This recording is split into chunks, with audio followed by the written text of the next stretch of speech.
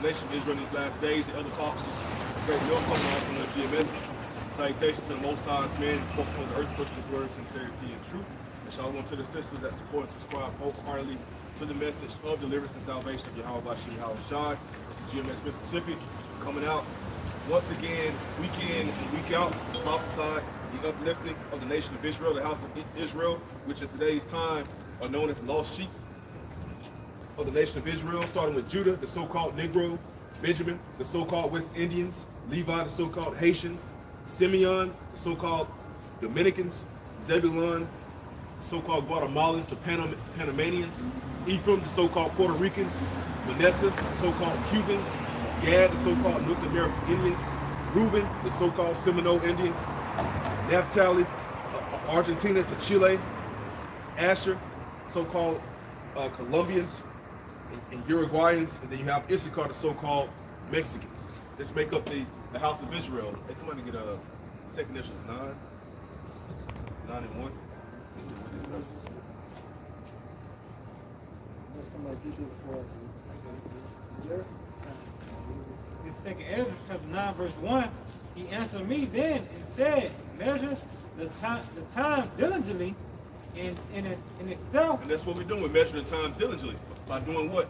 Watching and being seers, not only for our own salvation, but for the house of Israel as well. Watching and understanding the events that are taking place throughout the entire planet Earth, and how they were left as clues and breadcrumbs in order for Yahweh Bashim Shai's vision to take place. Because contrary to popular belief, everything that you know and see to be right now is not going to be forever. It's not going to be eternal. You know, everybody's doing the Black Friday shopping right now, being in the holly jolly spirit and things of that nature. The Most High said he was going to tear down this particular places, man. Go ahead. And when thou seest part of the signs past, which I have told thee before. So when you see some of these signs come to pass, the state that he has told you before, meaning what? Put us in remembrance, not only knowing who we are, but also reminding us, okay, plagues, turmoil, chaos, nation rising against nation, wars and rumors of wars happening and occurring, all are signs showing that we are in the last days, right? And what comes in the last days is the Most High's word was going to be spread, and then it says what? Then the end shall come. You know, we're living in that time to where we're hastening in the end, because the end is simultaneously to what you so-called Christians look unto as the day of the Lord. But you don't really want the Lord to come back, because you want this place to last. You want the Heavenly Father and His only begotten Son to rule in their realm, so you can rule in wickedness down here. Then shalt thou understand that it is that very same time wherein the highest will begin to visit the world which he made. And you got to understand what that means. It says that he shall begin to visit. How is he going to visit the place before he truly visits the place? By the aforementioned of prophecies. I got a piece of it. Yeah, bring it up. Since you said that, this is Isaiah chapter 55 and verse 11. So shall my word be that go forth out of my mouth. It shall not return unto me void. And people talk about us prophesying in the summertime being hot, prophesying in the wintertime being cold. We're just, the Most High is utilizing us here on planet Earth to be his mouthpiece. And the scripture said that his word was not going to go out void. Let's not talk about the true pages in this book. It's the prophets prophesying of the Heavenly Father's word. It's not going to be in vain. It's not going to be in void. It's not going to return back unto him empty. But it's going to do what? It's going to accomplish every single thing that he mandated to accomplish. Go ahead. But it shall accomplish that which I please, and it shall prosper in the thing whereto I sent it. And it shall prosper in the thing whereunto the Most High sent it, right? And he's going to send it where? Throughout the four winds, the four corners of the earth, right? North, east, south, and west. You have particular camps and different men set up, distributing the Most High's word through all sincerity, through all truth, and corresponding according to the Holy Spirit.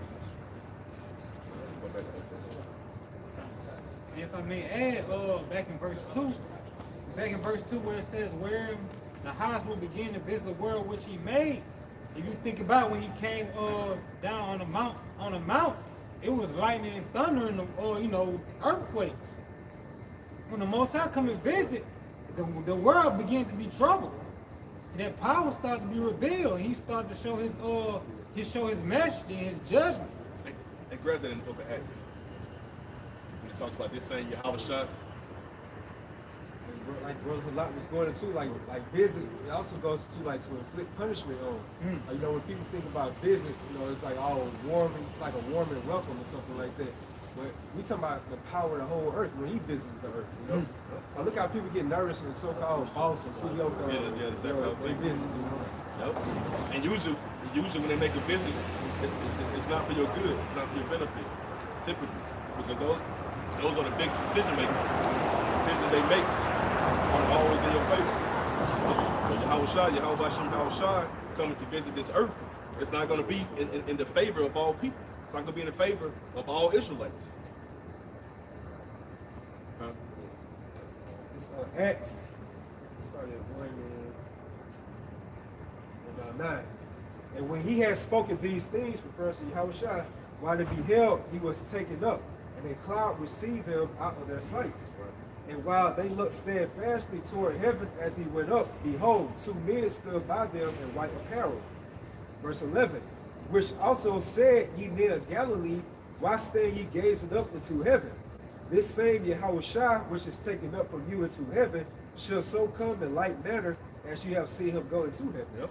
And then even when Yahweh Shai was crucified, you know, the temple rent, there was an earthquake, you know, going to your particular point on how Yahweh Shai does great grandeur debuts, premieres, so to speak. And then when he returns, he does the same likeness, right? Everything is top level to where the individuals, they say, surely this was the Son of the Most High. Why? Because of the miracles, the plagues, the things that happen are what you would call miraculous because they're outside the norm. This goes back to what you said earlier about second Ezra, where he was in Ezra's time.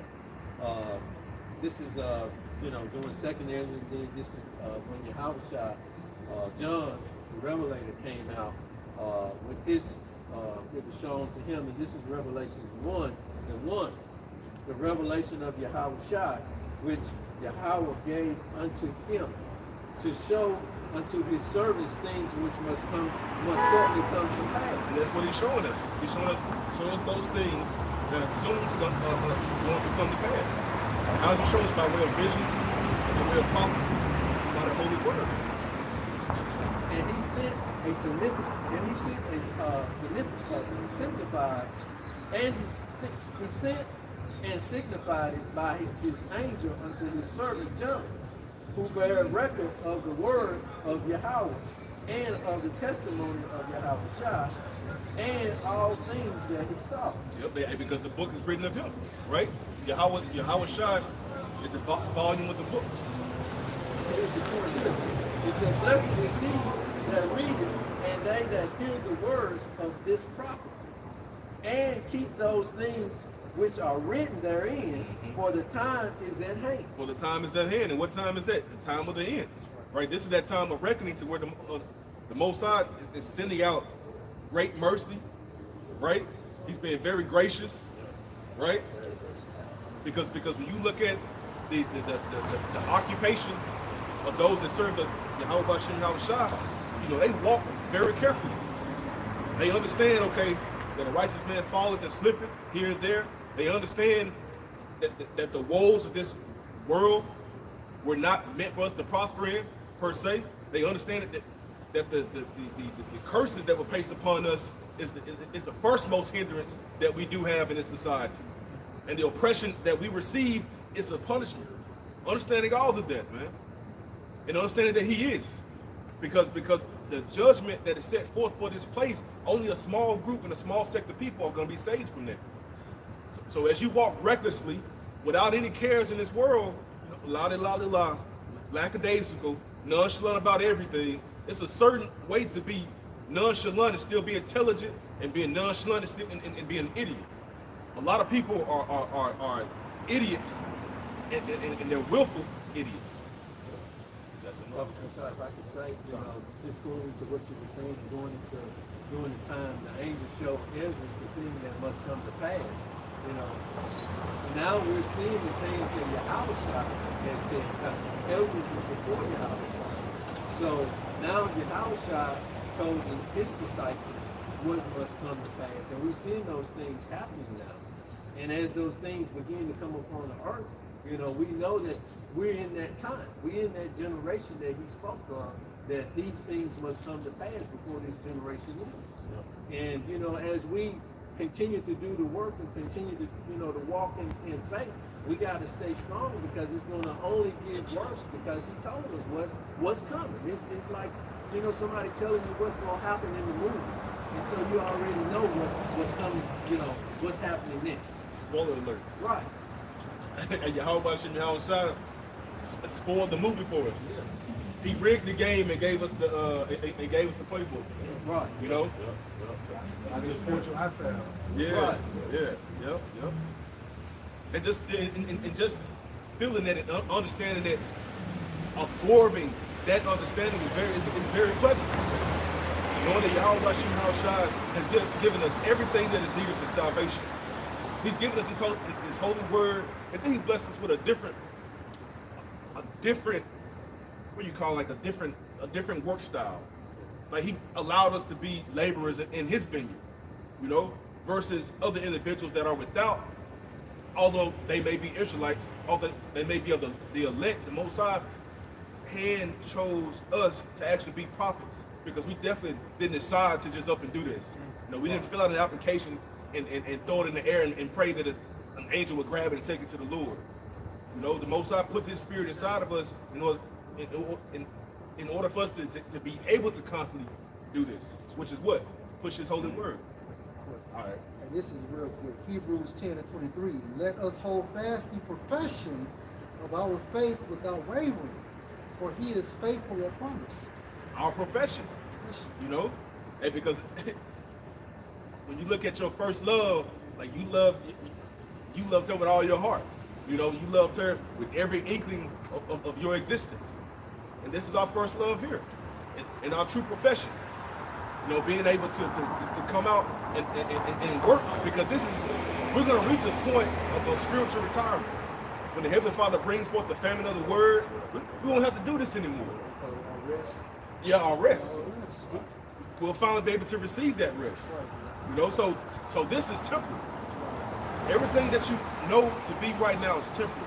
All of your issues, all of your woes, all of your distresses, all of your happiness, all of your sadness, all that stuff is temporal. Because when we receive the kingdom, in which we were promised the kingdom, we're going to have eternal joy. Right. That's why you read in the book of Revelation, it says that Yahweh is going to wipe all tears from your eyes, man. But we have to get through this particular phase in order to get to the next phase. And we get past that phase in order to get to the next phase. But at the end of it, victory is already won, because we already know how the story is written. We just don't know if we are per se chosen. So now we move off fear, and we move out of uncertainty, because we know at any particular moment in time, the Most High can do what? He can jack us up, or he can take his Holy Spirit away from us, or he can put us to death. It's a beautiful profession, because you think about it, if we are of the 144 governing body, we will be governing the rest of the people that are in. And you think about a governor or a person in that type of leadership, they don't have to really work, because they're delegating everybody else to do the work. You know, so that's rest within itself. You know, you think about the Most High. He's delegating to the angels, to Yahweh Shai, to everybody what needs to be done. So he's not right. He's not doing any physical work. You think about like the ancient priests. Right. Like, they didn't do like no type of work like the regular people would do. Right. We're saying the kingdom, we all should be kings and priests. Yeah. Therefore, we all not gonna have to worry about working. Yeah. Right. Yeah. It was that asked Yahweh Shai. He said, "What shall we receive?" Was it Peter? What shall we receive? Yeah. What shall we receive in the end thereof? You're going to be sitting on 12 thrones, judging the 12 tribes of Israel. Judging. Yeah. judging, man. And we're doing a small portion of that right now. That's it. You know? That's it. Hey, because we're not being hypocrites in the message that we're delivering unto you. So now, so that's heavy. Yahushua stated that too, Peter, because he knew there was David. That's what he's going to be doing in the kingdom, man, under Yahushua. Yep. And this second Ezra, 9 verse 10.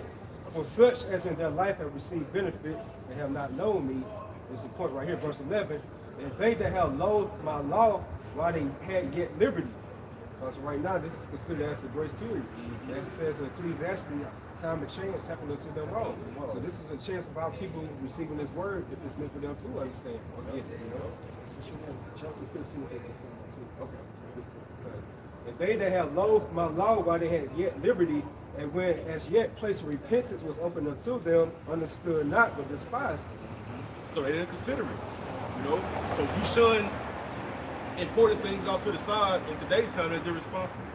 When you load something here and load something there, that's recklessness. So that's what individuals are doing with the word of Yahweh Bashim Yahushua. Go ahead. Verse 15, I have said before and now do speak, and will speak it also hereafter, that there be many more of them which perish than of them which should be saved. And you gotta understand that this is that same power or the same God that y'all say is all love. He's letting you know of a certainty that a lot of you were born in vain. That's basically what he's saying. So if many more of them shall perish than of them that shall be saved, then a lot of you individuals are just extras in the movie. You know? But a righteous individual with a righteous spirit, with a fear of Yahweh Bashim Yahushua, doesn't just want to be an extra. Oh, I made the cast. Hey, mama, come look at me. Come look at me. You gotta watch it real quick. Oh, yeah, I just walked by. You were insignificant.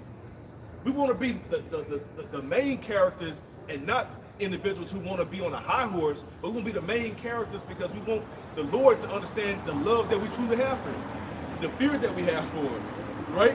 But you can only be that individual as if you wanted the main. If you wanted the main characters or the main individuals that the Lord will have a connection with. When you look at the casting staff of 1,000 people in the crowd in a movie, you think the director or the main character, the key characters in that film know anybody's name out there? But the Yahushua, he calls us what? He calls us his friends. And the friend is known by what? He's known by his name. You might add something? This is Ephesians 1 and 3. Blessed be the power and the Father of our Lord Yahushua Mashiach, who has blessed us with all spiritual blessings in heavenly places in Mashiach. Verse 4. According as he has chosen us in him before the foundation of the world, that we should be holy and without blame before him in love, having predestinated us unto the adoption of sons by Yahushua Mashiach to himself, according to the good pleasure of his will. That's a cold cut of Christianity. And they always say you need to choose your Lord and Savior, Jesus Christ. Right. This thing right here, he's going to choose you. Yeah. So it's already predetermined already before this earth came about, you know? Since you said predetermined, and it's predetermined, certain individuals are going to be a main character. Yes. 144,000 in this movie we call life. Yep. You know? Nah, I want to wait. Okay. Yeah, we're going to make it work. I bring that. This 2 Timothy 1 and 9 says, who have saved us and called us with a holy calling, not according to our works, but according to his own purpose and grace. Or you can't beat that. You can't beat that with two sticks. You know, he called us for this perfect work for his purpose. You know, and not ours. Like you always going to let thy will be done on earth as it is in heaven. Right. Since your point is moving, and we didn't have to audition for it. It was chosen. They called us with the role. All right, hey, you're gonna do this, you're gonna do that. Elder Boyd is gonna do this. Yahweh is gonna do this. Elder Z is gonna do this. Yeah. You know, Malak is gonna do that. Elder Shaquai is gonna do this. Yeah. Right? They called us with the role, man. Yeah. Which goes back to the marriage, you know, and the betrothal that the Yahushua came to do with his people, you know. looking at an ancient, the ancient custom of our people, how they betroth the wife to the husband. Yeah, yeah. You know, betroth. Betroth, yeah, sorry, I'm saying this wrong thing. Yeah. Betroth, Engaged. you're right. You know, the two men of the families would meet at the gate. Everybody would come to the gate to witness, you know, the betroth. And the husband of the groom would give money to the bride father, you know, for acceptance for his son. And what is, you know, and the son will, you know, they will make vows and all of that, and then the son would take out a cup and drink of it, and you know, and then he would give it to the bride to drink of it. And then he said, I will not drink of this cup until we are married. And that's what your house is. That's heavy. That's heavy. You know, Yeah. so I mean, you know, that's the marriage that, you know, goes into the, you know, he's adopting us into the family. And he's betrothed to us. He's not going to drink of that cup till we're married back to him in the kingdom. Well, because when we get in the chariots, it's like the marriage chamber. And see, just like with the bride, when the groom comes to get, okay, so when the bride, everything is done, the groom will go back home and build a chamber onto his father's house. And that's where him and the bride will live onto the father's house. So when he's done with that, he then go to the father and say, I'm done, it's finished. But the father generally will wait a year before he will tell the groom that he can go get his bride. And so at that particular time, only the father knew when he was going to tell the groom to go get his bride. So that's why Yahweh said, only my father knows the day and time that I will come back. And then the groom will go get the bride in the middle of the night. That's why Yahweh said, I will come as a thief in the night. Yeah. You know, Video. We gotta do a video. You gotta do a video. you know, and then as the groom go get the bride, she's generally let down from a chain, like a 2-story. So it's like she's floating as she comes down. She's and that's descending from the chariot. right, and it's gonna be the same way as we going up The in bride is going. Revelation 21. right. Oh man. This Isaiah 26:20. It says, Come, my people, enter thou to thy chambers, and shut thy doors about thee. Hide thyself. Isaiah 26:20. The chambers of the chariots. Isaiah 26:20. Talk about attention. It says, Come, my people, enter thou into thy chambers, and shut thy doors about thee. Hide thyself as it were for a little moment until the indignation be overpassed. And that's how it's gonna be when that salvation is gonna be something epic, man. You know, because we're approaching the time to where righteousness is gonna be restored throughout the entire planet Earth, man. And the Most High is gonna finally give his son the promise, right, of the kingdom that he made unto him. I got to put it to it. Psalm 45:10. This is going with Big Brother Yahweh that said, Hearken, O daughter, and consider, and incline thy ear, forget also thy own people in thy father's house. And his daughter is the nation of Israel. Which says, forget thy own people. Showing you that the elect are going to be married to Yahweh, and it is as though we forgot the ways of old. Right. All right, we've forgotten we're doing away with the ways of old to be married to our groom Yahweh. It said, forget thy people, because what does it say? How a man leaves his father and mother and cleaves to his wife. Mm-hmm. So same thing with the wife. She leaves her father and mother and cleaves to her husband. Right. All right, so same thing with Abraham. It's as though he left his father and mother's Babylonian ways and cleaved to Yahweh. So going back to what you said, I'm going to read that again. All right, Psalm 45:10. Hearken, O daughter, the nation of Israel, and consider and incline thy ear. And we did consider. When we heard the truth, we inclined our ear to the truth. All right, you should know the truth, and the truth will set you free. So you should hear a voice in your ear saying, going this way. This is the way walking in it. This is the way walking in it. Hearken, O daughter, and consider and incline thy ear. Forget also thy own people and thy father's house. So shall the king greatly desire thy beauty, for he is thy Lord, and worship thou him. So Go ahead, bro. Now I was just thinking about it also, like you think about it, to get our people in our own father's house, in the house of Israel. The house of Israel. 2/3 of our people. Hey, I was thinking that too. Yeah, I was thinking that too. So, hey, the water. All right, hey, we're forgetting. Hey, this American way. We're forgetting the 2/3 of our people, or like because the 2/3 of our people is like the evil sister, like the dark spirit, so to speak. But then 1/3 is like Cinderella, man. You know, you watch Cinderella. She had the evil stepsisters. Remember that old movie that Macaulay Culkin played in? The good son, and he was evil, bro. Yeah. Yeah. Yep. To the end. Then you know those 2/3 also represent those 5 unwise virgins, and then you got the elect that represents the 5 wise virgins. You know, which goes in how Shai came to them to bring. Right. There's another showing through all throughout the scriptures. It's the Most High. It's a method to everything that's written. Right. So the whole time we're like the bride, Right. and Yahushua is the groom, or even into greater depths, going back to the ancient traditions of betrothed marriages, man. All right. Exactly. Oh, I gotta say one more thing. Hey, going back to 2nd Ezra 2, it said that we have put off the immortal, we put off the mortal and put on immortal. All right. Hey, showing you that we like went into our marriage attire. Right. All right, and showing you that we cleave to Yahushua because now we're like him. Right. It's like we became one flesh. Because he's immortal, and we become immortal. It's us joining to become one flesh because now we're alike. Right. All right, because you leave mother and father, become one flesh. Right. You know? All right. Isaiah 52:1. Awake, awake, put on thy strength, O Zion. Put on thy beautiful garments, O Jerusalem. Yeah, your marriage garments. Because before we came into the knowledge, we was wearing the garments of westernization.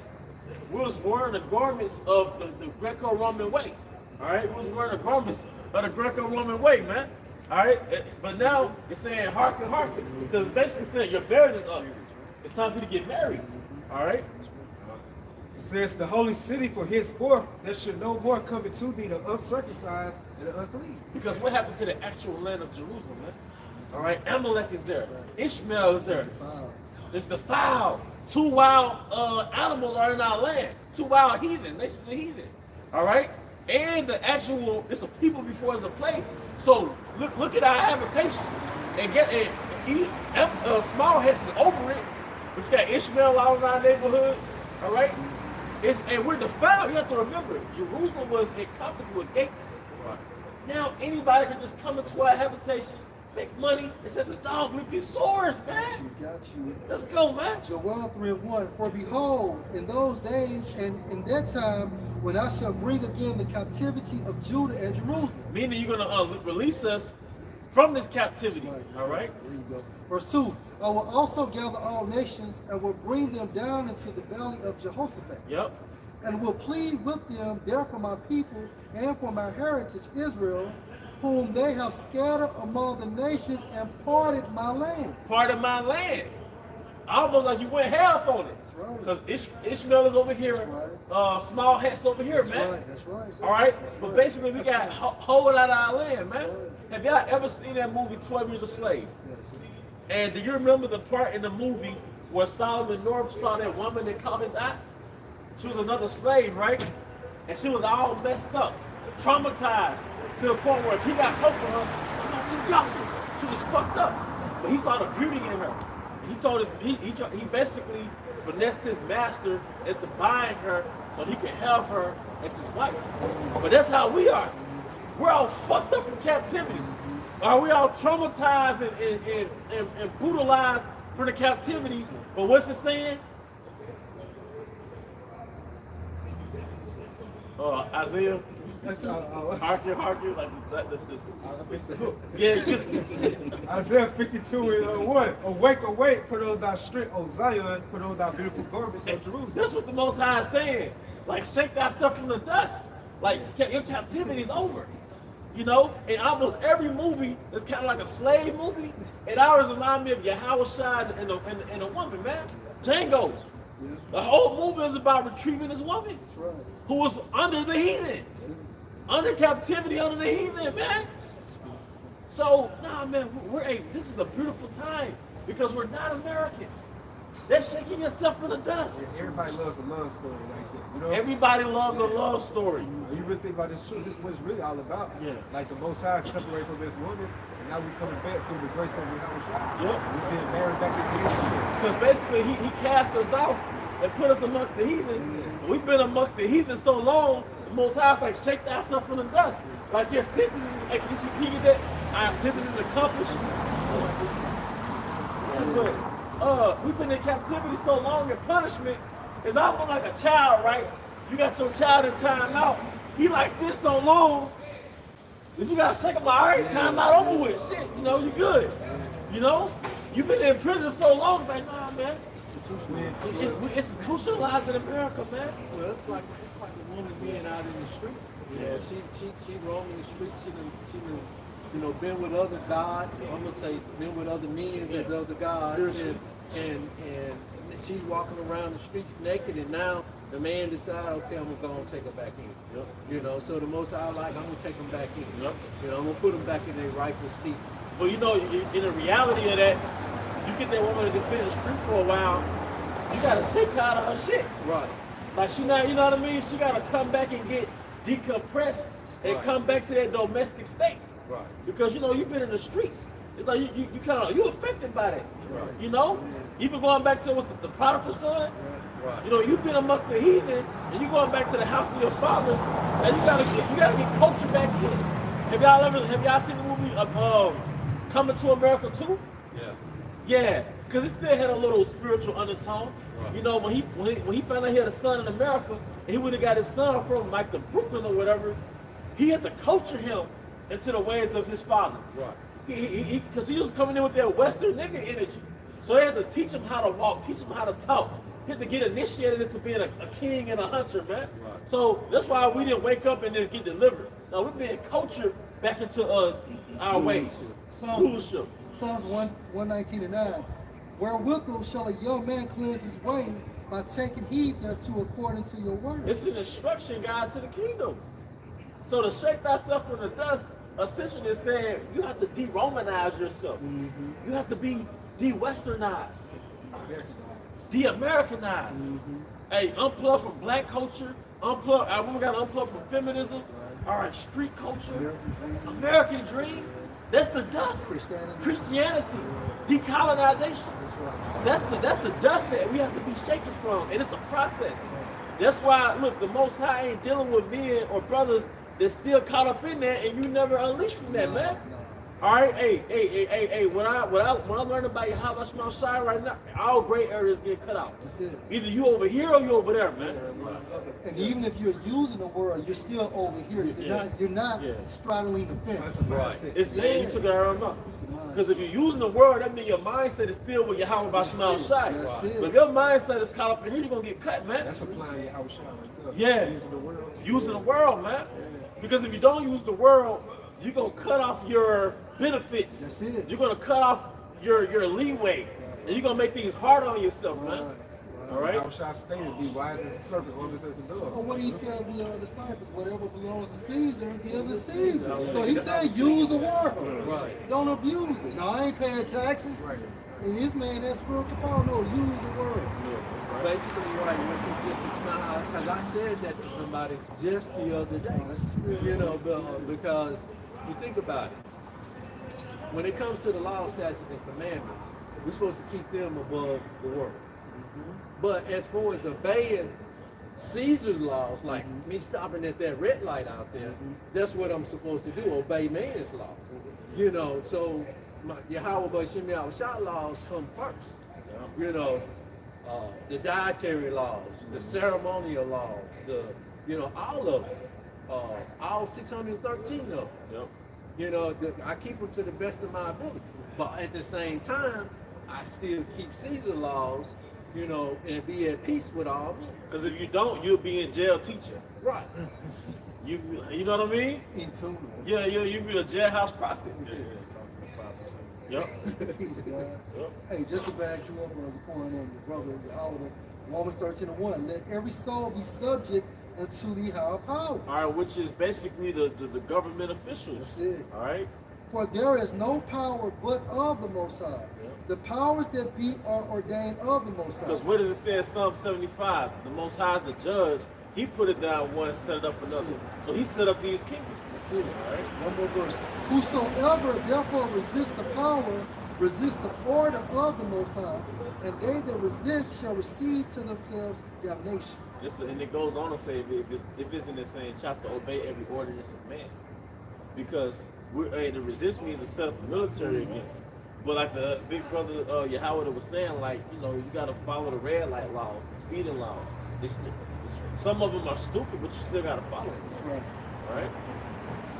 It's Acts 22 and 24.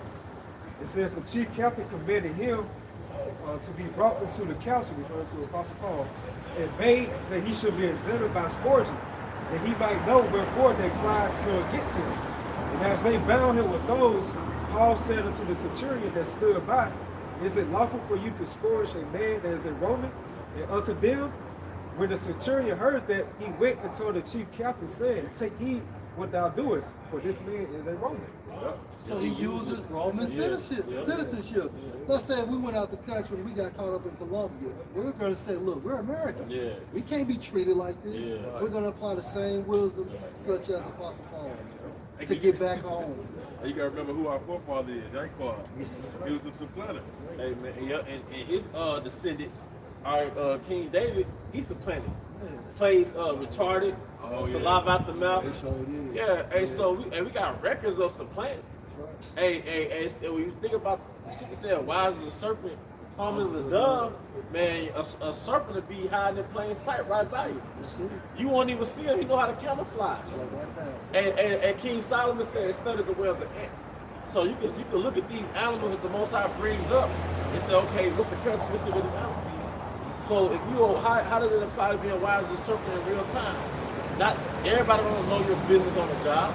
You blending in. Your neighbors don't know your business. You might be in the office, man. The co-workers you got, it might be Edomites. They don't have to know that you. They don't have to know that you know. That's right. All right, They blend talk in. about football, you talk about football. Yep. You know what I'm saying? Whatever, man. Yep. You blend in. Hey, Esau kick in your door. Look, I'm a fucking American. Yeah. Right. As you're being called off. Yeah. This is against my constitutional rights. You know, we're pilgrims. You know, we're just passing through this place. You know, we're passing through captivity. You know.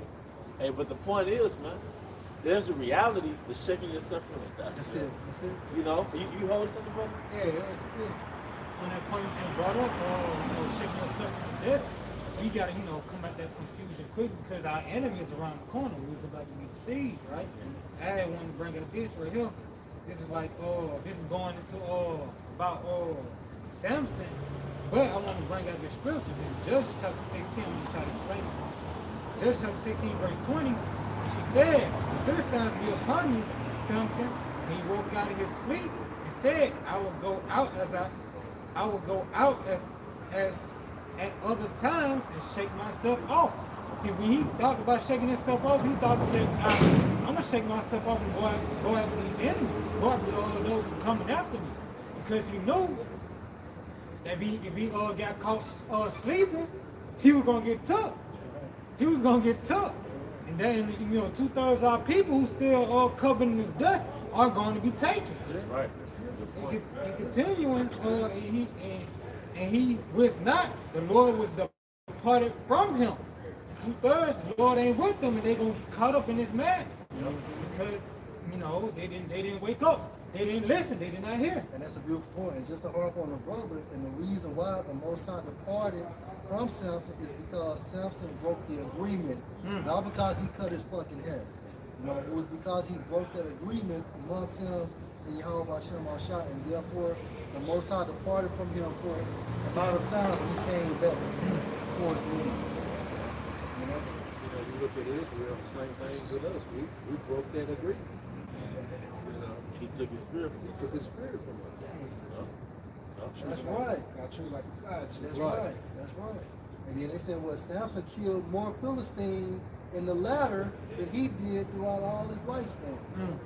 So you think about the book of Job, when the Most High gives us that glory. Job was, the way he started compared to, you know, the riches he received towards the end, he was much wealthier. Well, that goes back to Ezekiel 36. How he's going to restore it, and it's going to be better than the former days. That's it. When he restores the land of Jerusalem. Ecclesiastes, the second chapter, be thou patient, and I'll show you your Lord's sleep. Yeah. Thou should be increasing thou lands. It's all about that healing part. Yeah. This is Micah chapter 2, verse 10. Arise ye and depart, for this is not your rest. And why do you think everything with our nation, everything with our nation fails, man? You know, if you look at your people, and every few gonna give them back a shot. Arise ye and depart, for this is not your rest. You know, you watch videos. I watch a lot of videos about, you know, the gender wars and, you know, so-called black men and the so-called black women, how nothing is working. Then on another end of that spectrum, you watch health videos, how the Israelites, the so-called blacks, Hispanics, and Native Americans, they have the highest health problems. All right, high gun violence. Before the age of 44, number one cause of death for the so-called black man is gun violence. After the age of 44 is heart disease. All right, Eve is fat, sick, overweight. All right, there's no structure in the so-called black families. All right, what else, man? It's curses. All right, but look where we are. And because the scriptures say, put on our beautiful garments. So for the scriptures say, put on our beautiful garments, what garments did we have on prior? The garments of westernization, the garments of Edom. Basically, we wear the attire of, we're culturally wearing the attire of Edom, man. We're Hellenized. And that's what happened to Adam and Eve. Yeah. They sawed on them ankles. Hey, there was a form of Hellenization, not Hellenization, but because they delved into different philosophies. Which goes back to the garden, because Hellenization goes back to Egypt, Kemet, all that stuff goes back to the garden. It's just the left-hand side. You're right. You know, Hellenization is the Grecian way of the serpent. Yeah. You know, because the Grecians, what did they take over? They took over Egypt.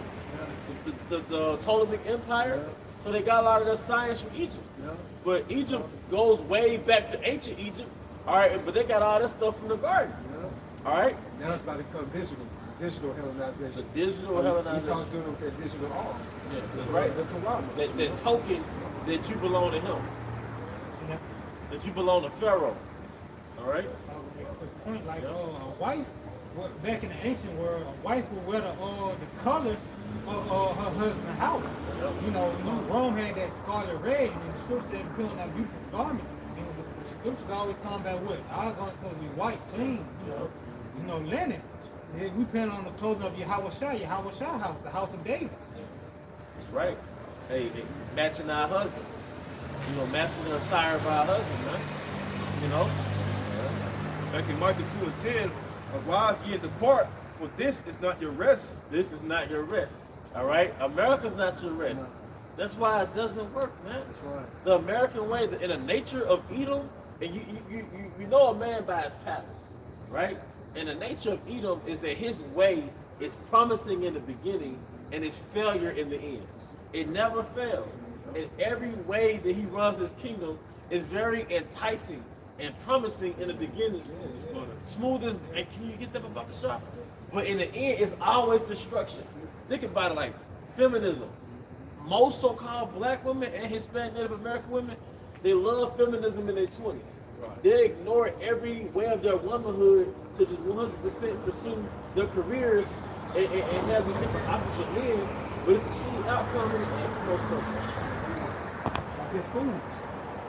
You eat it for a certain amount of time, it tastes good, but over eventually, what it's going to do? It's going to lead to more cancers that are going to be your demise. Yeah, and you know what? If a brother would get the word deleterious, because this word, the spirit I read across this word, and it goes right into how Esau runs his kingdom. Going into what brother described.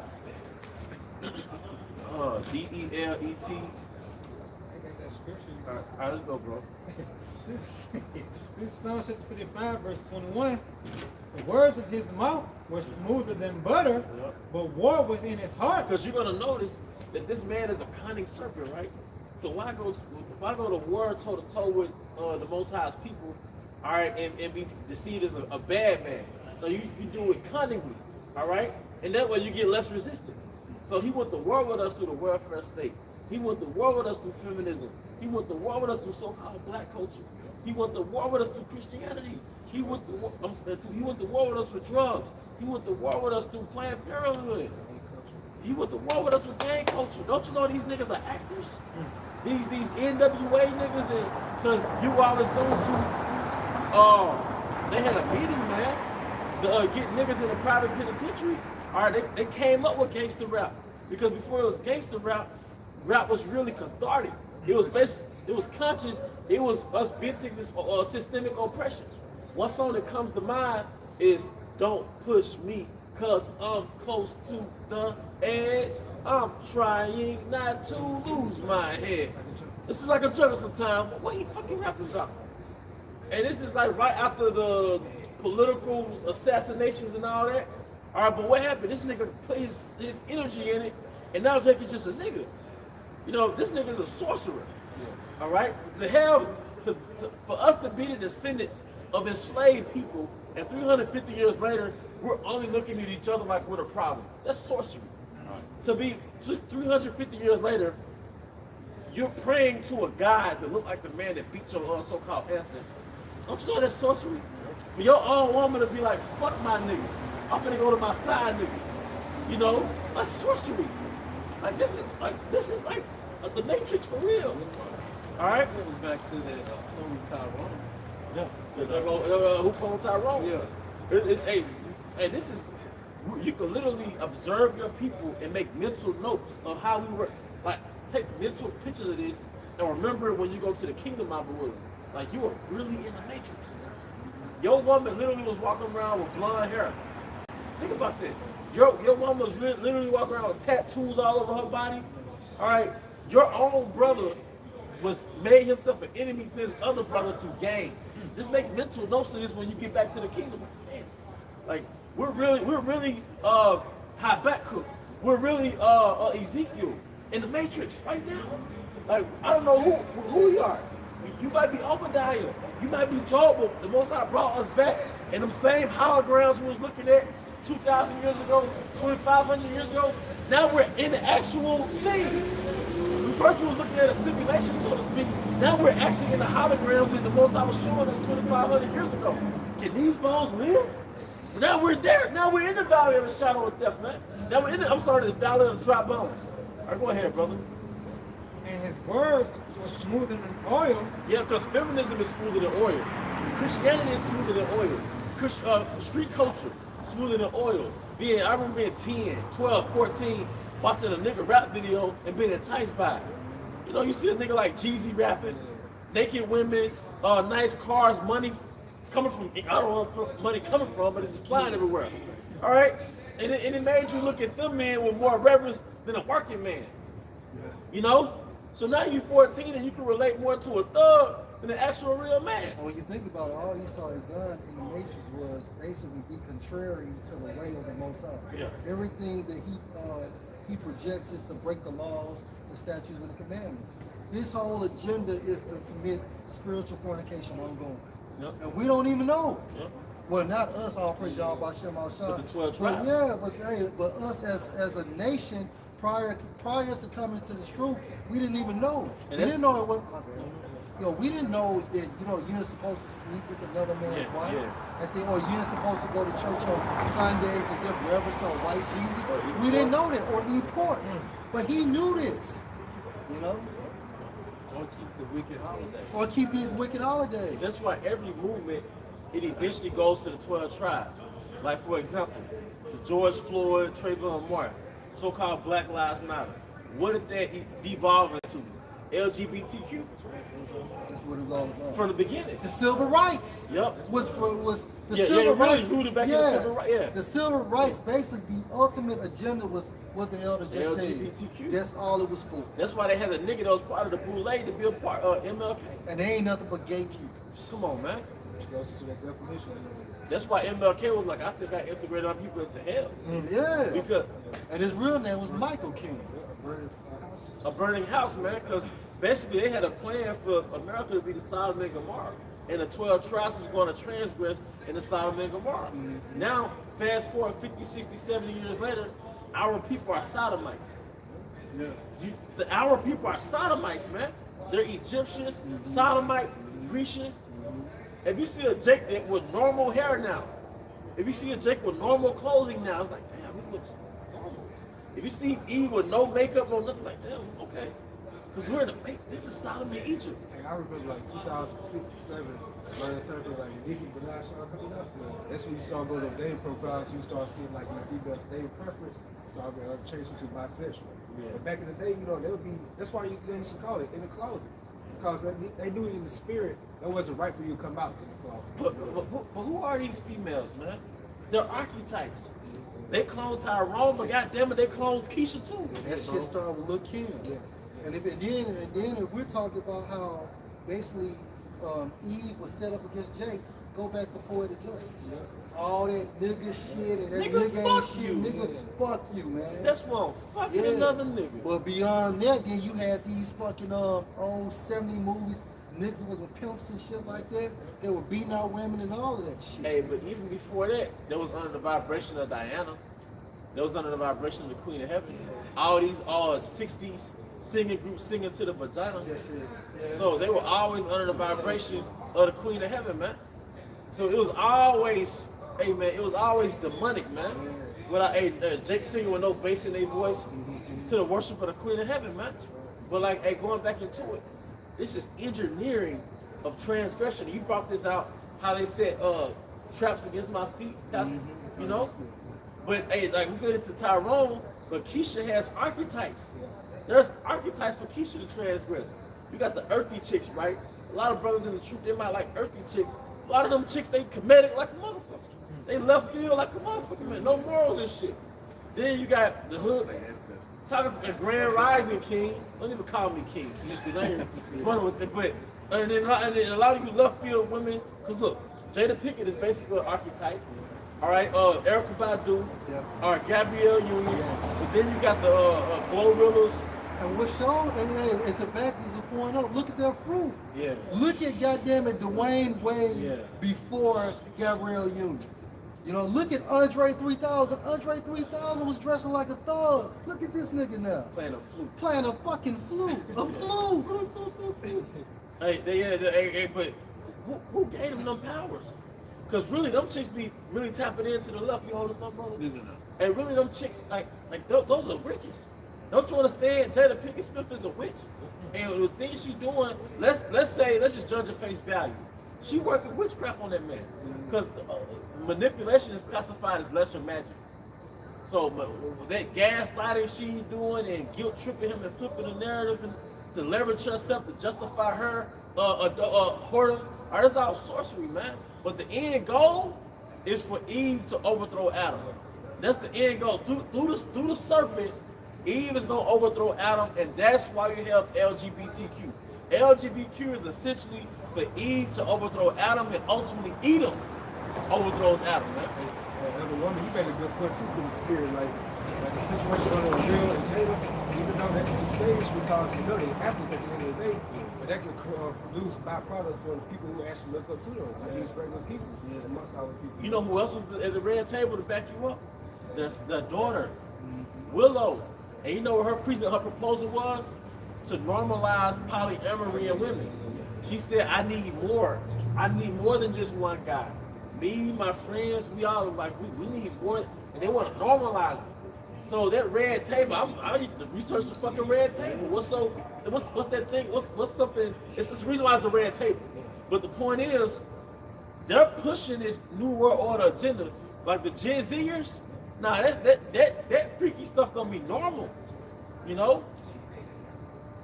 Back to the 2nd Ezra 16 where it said the stars will fall. They're falling. Yeah. You said 2nd Ezra 16? I think it's 2nd Ezra 16 where it said the stars will fall. That's in Matthew. You talking about how the stars should fall? Yeah. I want to say that's in the book. Look that up. Yeah. And this Proverbs 12 and 26, the righteous is more excellent than his neighbor, but the way of the wicked seduces the Westernization is the way of the wicked. But and what happens, man, that's Eve. Jada talking to Will is like a reenactment of Eve talking to Adam, bringing in that serpent philosophy, and that's what Jada is doing. She bringing in that serpent philosophy, and to me, I speak as a man, she just represents an archetype that Esau has forged. All right, so our women can follow it, man. But see, that's what and that's the true definition of selling your soul. Once you sell your soul and dealing with that contract, now Esau controls your likeness and your image. So let's just say if this is not really happening, but Esau is calling them, telling them, you have to put this out. Because like the elder said, the agenda is what? To manipulate the masses to get them to live and conduct their lives like that. Yep, because Will went to one of her, because Jada wrote a book, right? That she recently wrote a book that flopped. But Will went to one of those openings for her to kind of help her push the book. So why would Will help her push the book that was really exposing him? Yeah. So like I said, these people are obviously set up. But like I said, this almost plagued my mind, brother. Like it's been on my mind a lot. Like Jada and Erica and Gabrielle. And the new couple now, like Joe Smith and his wife. Okay, I looked up. Remember that now, dude, so that's a very clear.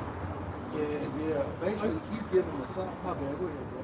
No, I'm gonna say is it the guy who found his wife doing that stuff? You know, having a OnlyFans? Yeah, that's it. So she appeared on camera on his podcast, and basically she's gonna fly out to Tampa and provide a body massage to him because Joe is not making the money he used to. Hey, well, that's what Gabrielle Union said. Gabrielle Union said she cheated on her ex because she was making more money than him. Yeah, because she was making more money than him. What is an excuse to be a whore? But you know what? I came across a video. Lord will, I put the video out within this past, hopefully either tomorrow or Sunday. But this, you got this older Jake lady. She said the same thing. She said basically she was taught that, you know, okay, if your husband is not on the same level that you are, you need to leave him. So basically, she progressed in life. He basically had to fall back. So she got the degree, she got the high-paying job, but meanwhile, he's still conducting his business as a husband, but he wasn't making as much as she was, so she said she loved him. And guess what she said? That was the worst mistake of my life. Hey, can I say this? Yeah, go ahead, bro. Because we got mothers. Go ahead. We got mothers that's in their 60s. And they'll tell us that they had men that was family-oriented, that wanted them when they was in their 20s, and they was too busy chasing college and career, and now they say they regret it. That's it. Feminism is the so-called black woman street culture. That's it. Because she gonna turn a certain age and she gonna regret that mindset she was in. But truth be told, she was enchanted. It's different enchantments in America, man. And that's how Eve felt basically when she received that punishment from the Most High. Like, I fucked up. You know? Yeah, that's like, hey, bro, let's look at the scriptures. And I also want the definition of deleterious. But you right quick. Yeah, just to back up Yahweh up too, bro. Falling of the stars, that was actually in the book of Matthew and Mark. And that's actually talking about how the Most High is murking off or killing off these celebrities for living with man. Yeah. You know. Yeah. And even Will's character he had, that's a falling star. Although he didn't die, but then he public emasculation. Because I'm seeing what these motherfuckers are doing, man. It's an attack against Jake, man. We're the biggest enemy. Anytime, I challenge you brothers to look up Black Lives Matter and their so-called creed per se. It has nothing to do with so-called Black Lives Matter. It has everything to do with replacing the man with the lesbian, queer community, and they say these words. But guess what? You know, but if you think about it, what Esau is doing, the same thing he tried to do with the Yahweh Moses. He's trying to kill the elect off. So let's just attack the entire nation to offset prophecy. Just with subtlety. That's it. You know? It's from the free dictionary, deleterious. Deleterious, it says having a harmful effect, injurious. Yep. And there was one of them that was saying like, there was one of them that was saying like deleterious in a sense, it's like a slow decay. Because of the nature of Esau's kingdom and the different components he have in his kingdom, they all have the same nature. It starts off pleasant, but then it has a slow decay. It is a subtle decay. You go into processed food. The first time you eat a burger, you might be like, man, that didn't do nothing to me.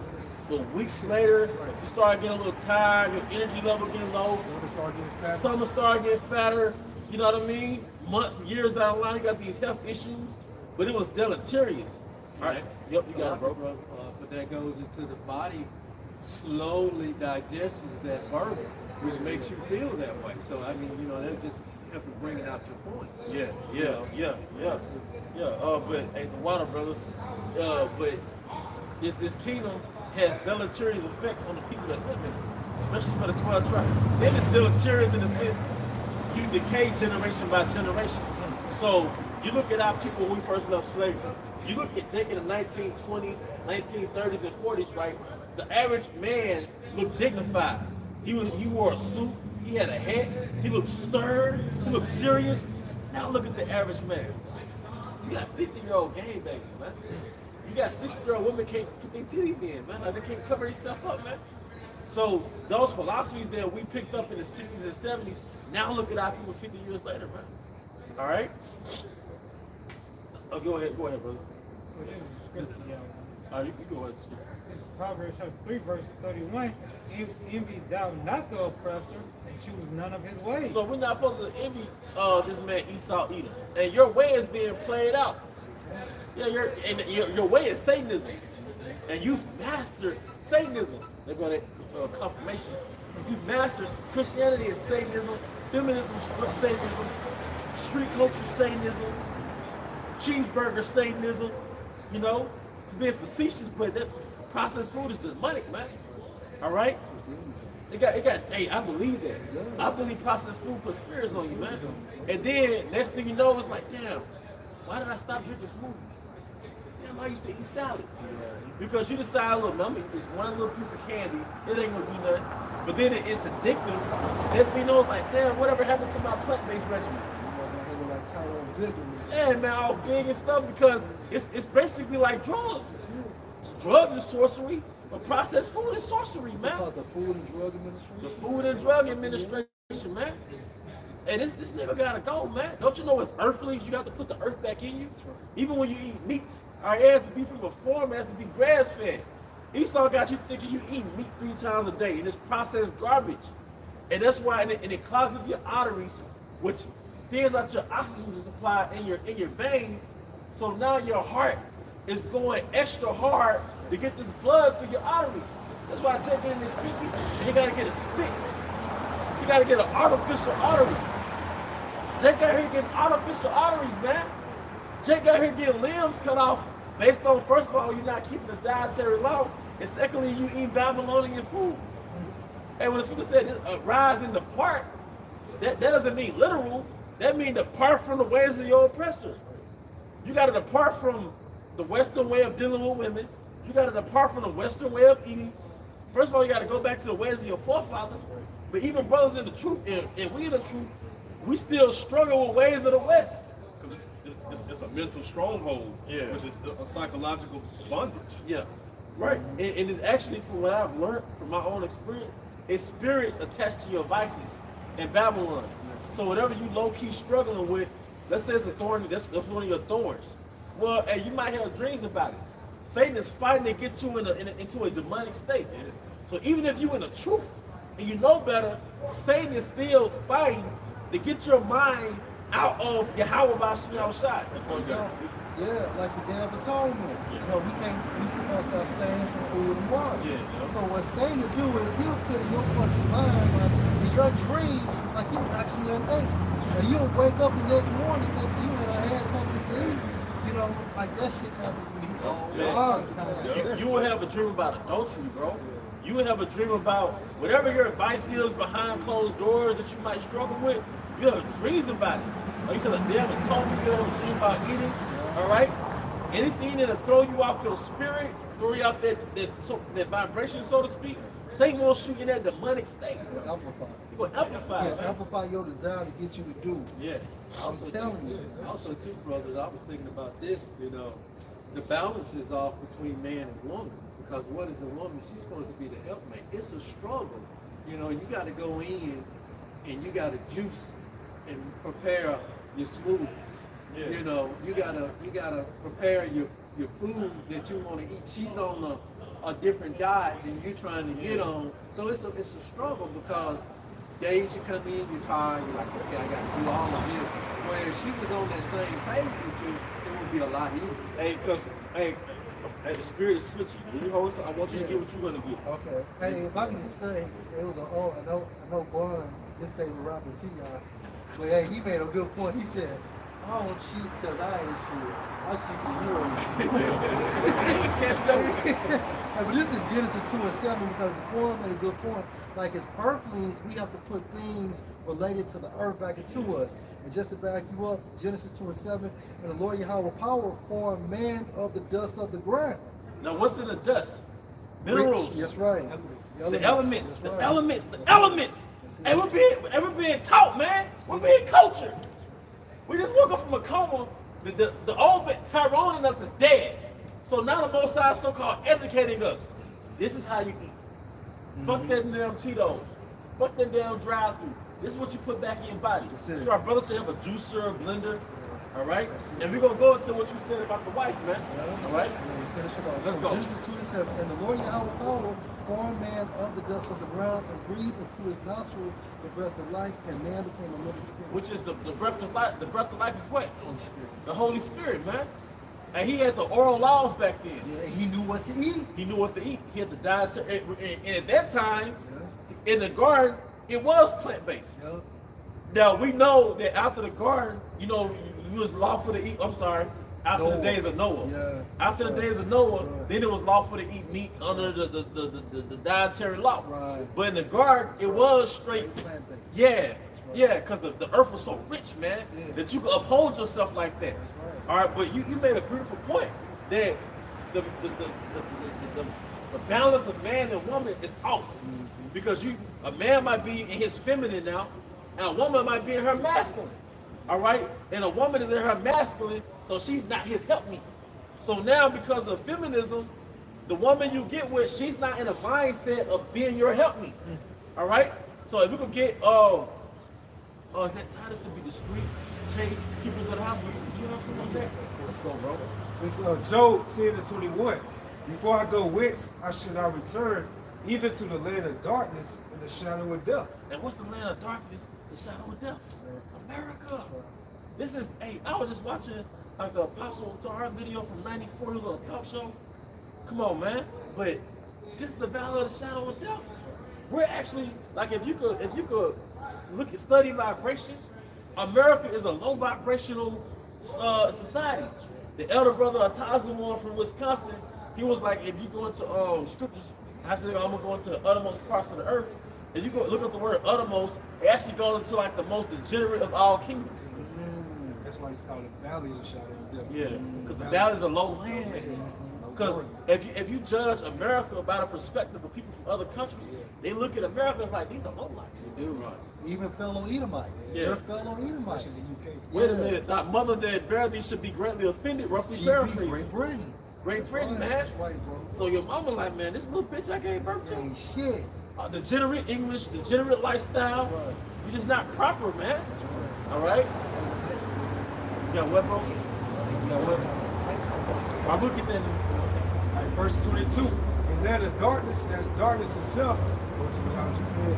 And in the shadow of death without any I order. can say because there's no light.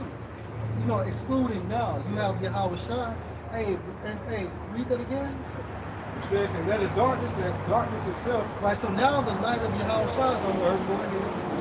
And of the shadow of death. And the reason why this place is called the shadow of death, literally, death follows you in every lifestyle. From your food, you know, you could be driving to work and then a car can just smash into you and you're dead. You know, your woman can kill you, your kids can kill you. You know, you can just drop dead at work from being overworked. So literally, America is the shadow of death. You can be going to the garbage can, taking your trash out, and somebody blows your head off. Hey, because you know what? That happened some months ago, man. Jake out there, West Jackson is outside, probably on the porch, old school Jake, getting shot. Yeah. Just you got shot for being an uncle. I'm just outside on the porch, bam, checking the mail, bam. Shadow of death, man. It says, without any order, and where the light is darkness. There's no order in Babylon. Babylon goes back to Babel, which means what? Confusion. Inversion, gender inversions disguised as feminism or disguised as equality. That's confusion. A man out over a woman is confusion. Yeah. Your kids talking back to you is confusion. Androgynism. Daytime saving is confusion. Time going back. Time going back is confusion, man. One day it's hot as hell, next day it's cold as hell. That's confusion. That's confusion, man. All right. Hey, before you get that in Titus, can a brother get that in Genesis?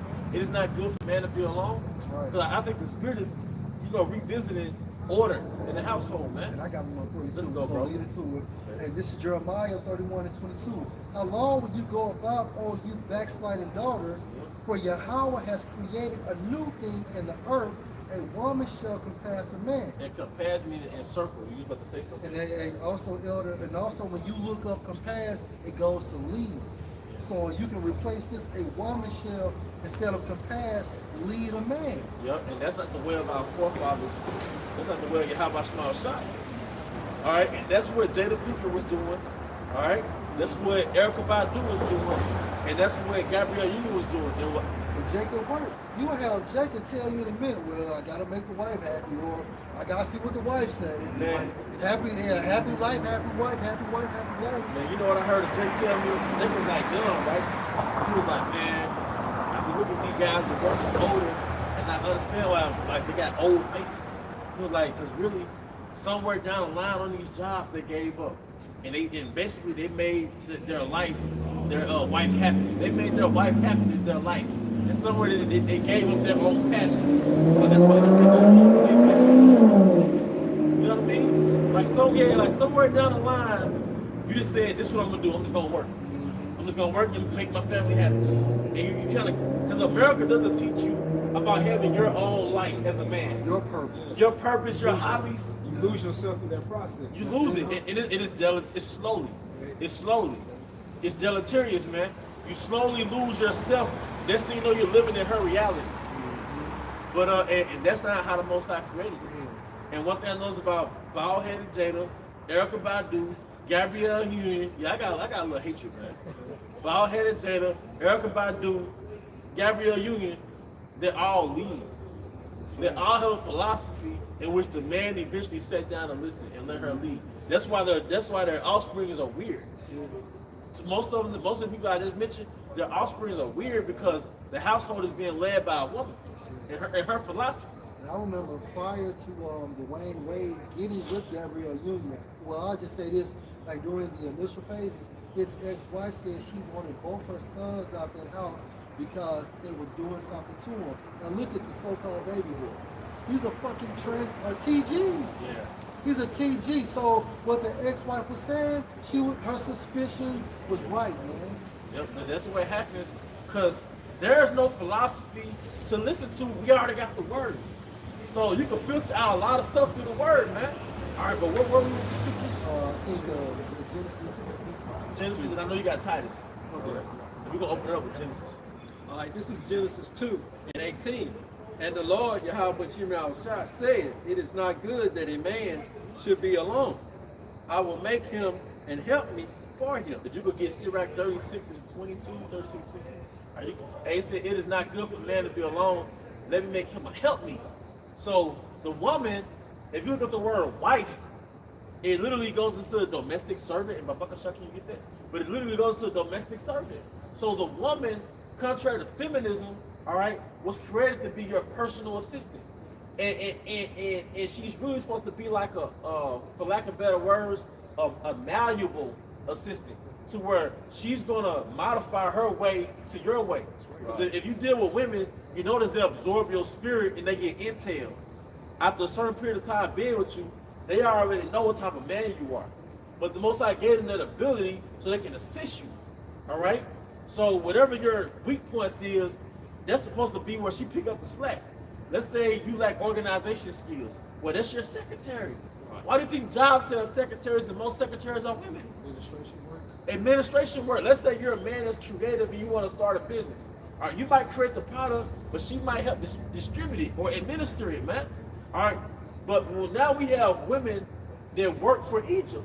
They're still our women per se, but they don't put their energy into the household or your legacy. Right. They put their energy into the legacy of Esau Edoms. Right. All right, but really, we have a divine right to help women to really be our personal assistant, man. All right, not our equal, right. Because a lot of the fallacies, all right, that you go through between a man and a woman, and a lot of strife that you have between you and a woman is predicated upon equality. A lot of the strife you have between you and a woman is based off y'all being equal. Yeah. All right. Then that spiritual hierarchy has been offset. Yeah. Because according to 1 Corinthians 11th chapter, it's supposed to be Yahweh, Yahushua, man and woman. All right, but in Esau's kingdom, it's literally woman and man. Or woman above man. And even in Christianity, women, that snake get up in there. Yeah. Because 1 Corinthians 11, it says the Most High, Yahushua, the man and the woman. That's right. But a lot of Christian men, they'll be like, or the Christian women be like, the man and the woman. Like, no. It's the man and then the woman. Yeah, it's a hierarchy. And the men, through the spirit power of Yahushua, we got to have programs to run our house. Because the woman, if the woman knows your program, it's better for her to orient. As opposed to she trying to figure out, okay, what's the next plan? Mm-hmm. So let her have a program, and that's something we got to practice. All right. Yeah, I got that. So like I was just gonna say, that's something that I've been practicing.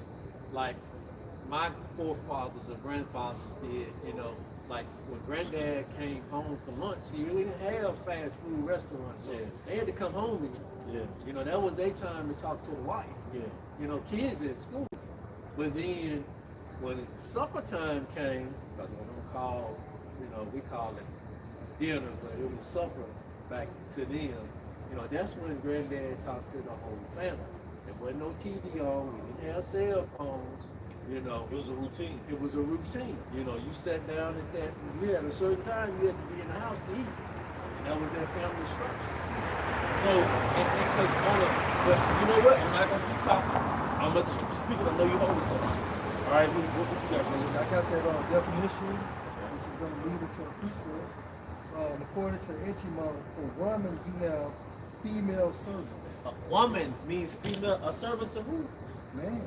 The Most High. See, we gotta get our rulership back. We gotta get our divine right back because we've been shamed out of our leadership. But look at the result of that. Look at the result of us letting the woman lead. Look at the result of us not being in the household. Look at our nation. It's destroyed, man. It make you angry, man. But the shock you get in the Titus. It's Titus chapter 2, starting at verse 3. The aged woman likewise, that they be in behavior as becoming holiness, not false accusers, not giving too much wine. The old school way of the old, when it says giving too much wine, that's the old school way of really saying you hooked on liquor. Like you give into it. You know, you always out there drunk. I remember one time we went out to this bar, right? And Keisha was out with her friend girls. I don't know if somebody poisoned her drink or she just had liquor poisoning. You remember that? She was through the light-skinned chick. Yeah. Man, I white knighted.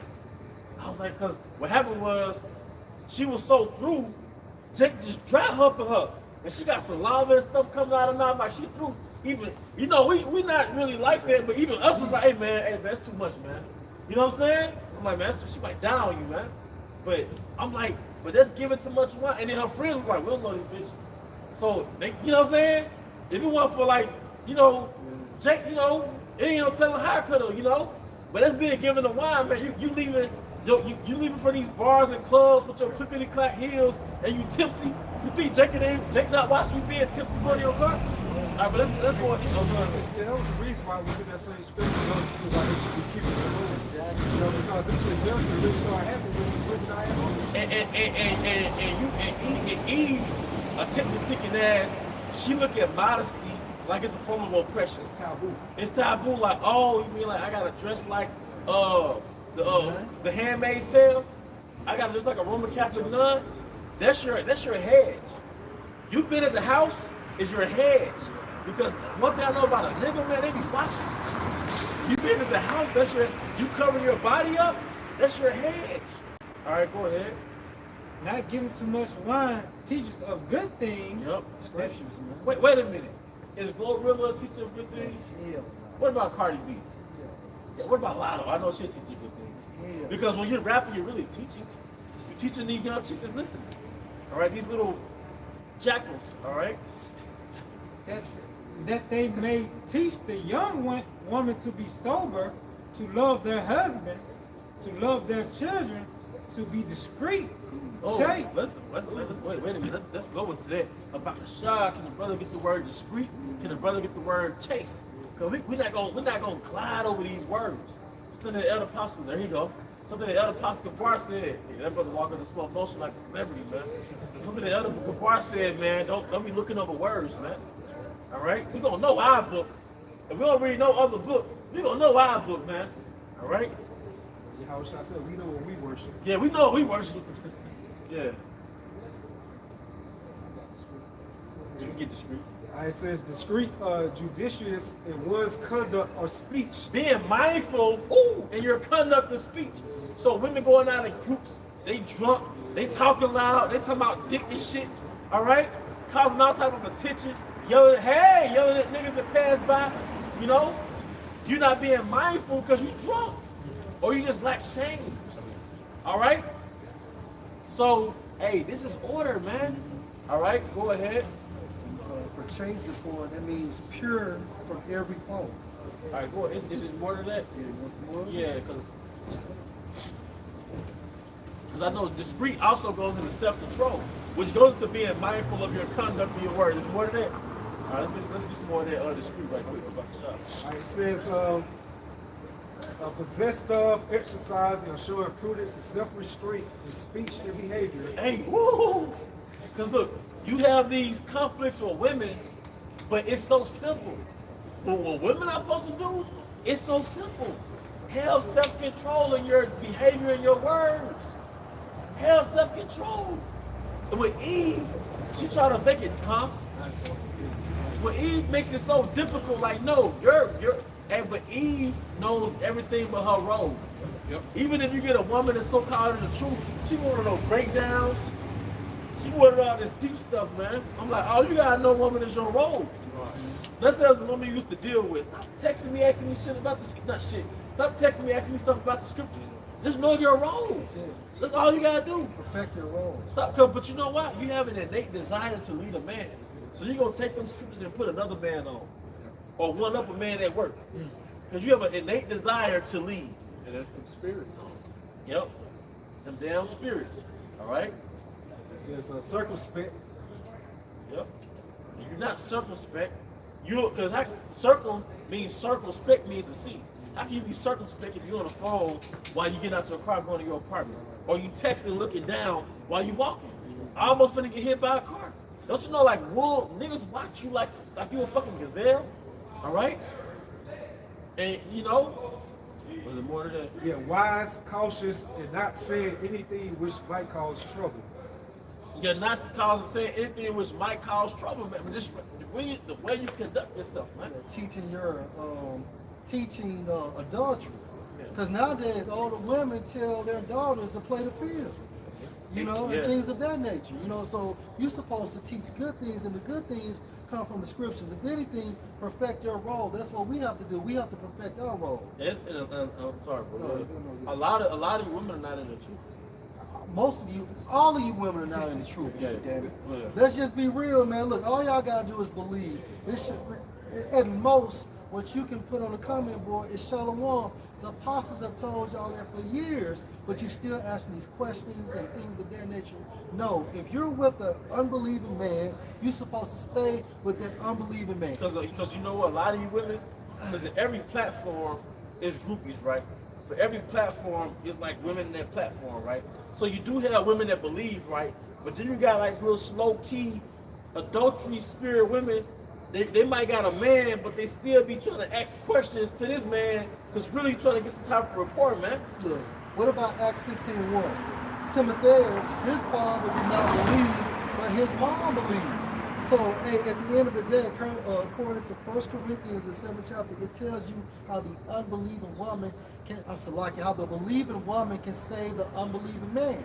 Because if not, your child won't be holy. So in the case of Timotheus, his mom believed, his father didn't believe, but he still was a man of Yahweh Shem. Period. It's that easy. But Man. it's that easy, and your role is easy. Your role is easy. Your man. role is easy. Our role is more difficult than your role. Well, and I'm gonna say this: you can have a woman, a prophet can have a woman.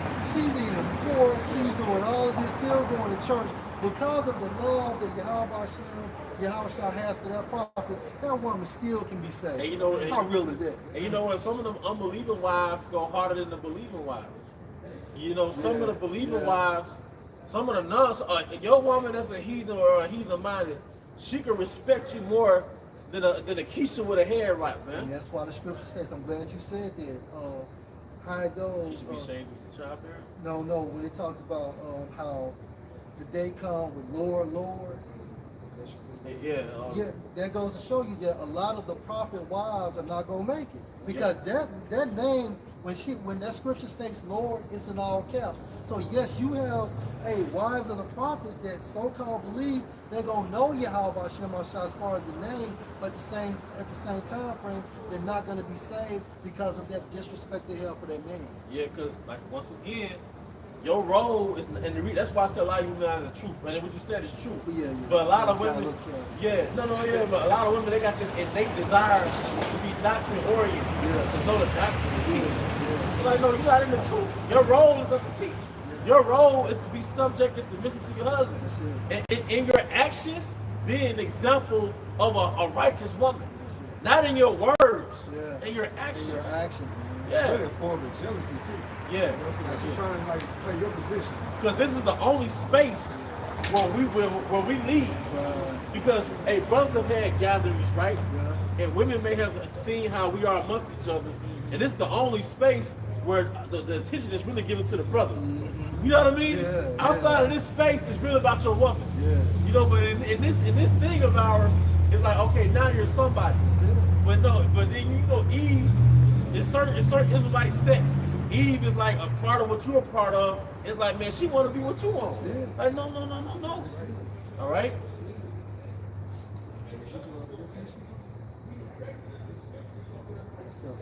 Okay, come. We still working on Chase. I had one chase. I got Chase. All right, this is for the term Chase. Chase. You had it. Well, bring it out, little young man. No, He said he had. Oh, my bad. Okay. Strong's G53. Hagnos, which means exciting reverence, pure from carnality. Carnality, man. All right, because practicing sexual restraint. That's it. And even if you don't have a man, practice celibacy. You know, and I just speak as a man, but I'm saying, if you deal with a man, deal with that one man. Don't go on the date sites and you just dealing with different men. No, don't do that. But you should practice the art of just not having sex. You know, it doesn't matter what you did before you knew you how about your so you have a clean slate. That's it. But as a woman, I speak as a man. If you don't have a man, practice the art of not having sex.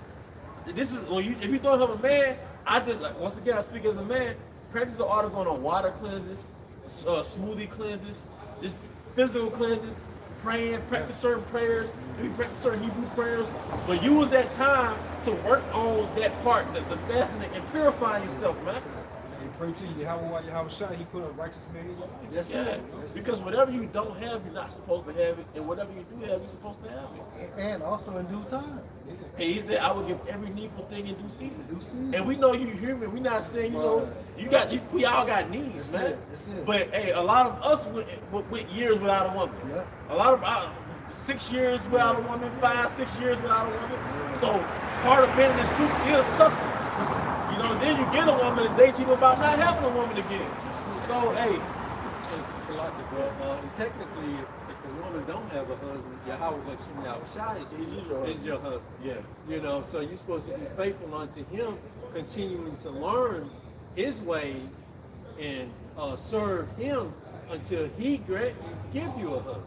They say, and part of your walk and part of your straightness, and also in this kingdom, you can get a lot of attention from men, but that's part of your sacrifice.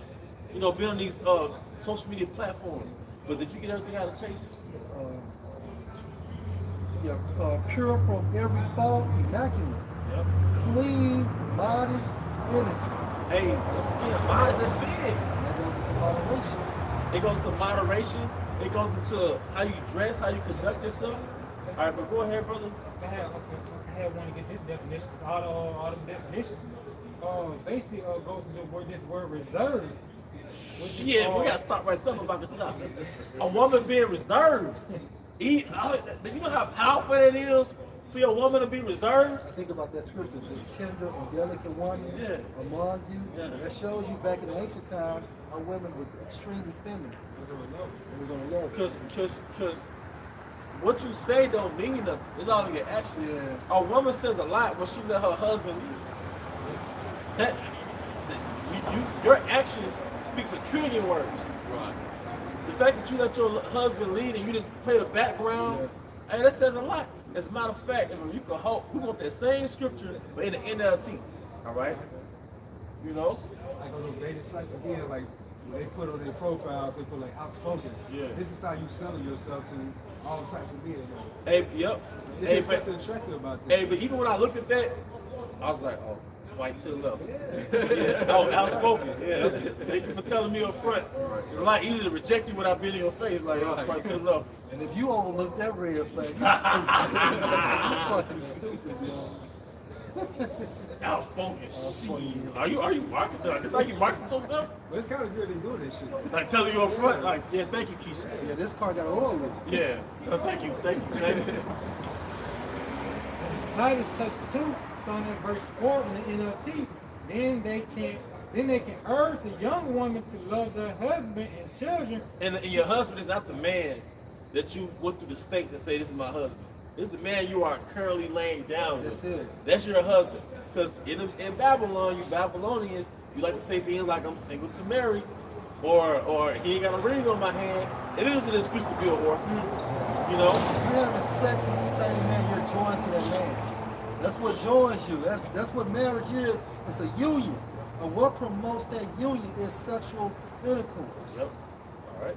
That's right. And to prove that, to back that up, as the scripture, I can't remember where it said exactly, but when the scriptures say, join yourself not to a whore. You know, so what, I mean, you're not going to get with a whore just to take her to dinner and wine and dine. You're going to do one thing. That's it. So how do you join yourself to her? You know, so. Good point. Great point. And the scripture says, give not thyself to a light woman. Right. You know, you could pay for a light woman. But no, so we not like to actually join your life with that, man. That's a bad deal. All right? Because what was women's liberation or women's sexual revolution? Essentially, it was women's green light to be whores. All right? Well, liberation goes into what, free? Free? That's where you get the word libertine. All right? To be self-controlled and pure. To be, because a discreet in the NLT is self-control. To be self-controlled, and then instead of chaste, it said pure. All right? To be busy at home. Shit. It's a whole art to be at home. And we supposed to be busy in the scriptures, and see, you supposed to be busy at home. And because some of that stuff, you know, that memory loss you have, and you know, you'll forget certain things, and you'll forget certain commitments you held throughout the week because you're doing everything. You're doing your role and the woman role. She's supposed to be here. She's supposed to move the way you move. And I'm gonna say this in bros, don't be surprised if you get with a woman and she doesn't know how to be a wife.